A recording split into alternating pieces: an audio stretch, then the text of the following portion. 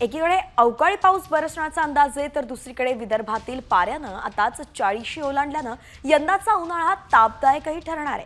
चंद्रपुरात राज्यातलं उच्चांकी 40.6 अंश सेल्सिअस तापमानाची नोंद झाली आहे। उन्हामुळे नागरिकांना घराबाहेर पडणंही कठीण झालंय। प्रशासनानं सुद्धा गरज असेल तरच घराबाहेर पडा असंही आवाहन केलंय। तर नेमकं विदर्भात कुठल्या जिल्ह्यात किती तापमान होतं ग्राफिक्सच्या माध्यमातून सविस्तर पाहूयात। कॉमस्कोर नुसार आता isakal.com आहे देशातील नंबर 1 ची मराठी न्यूज वेबसाईट। प्रत्येक अपडेटसाठी isakal.com ला नक्की भेट द्या।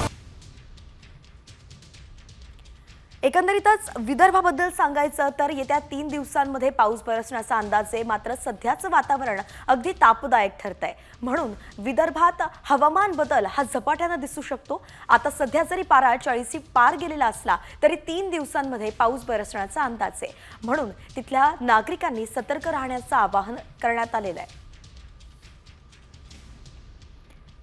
तर आपण पाहतोय चंद्रपूर, अकोला आणि वाशिममध्ये 40.6 अंश सेल्सिअस ते 40 अंश सेल्सिअस इतकं तापमान होतं, तर नागपूरमध्ये 39.4 अंश सेल्सिअस तापमान नोंदवलं गेलं।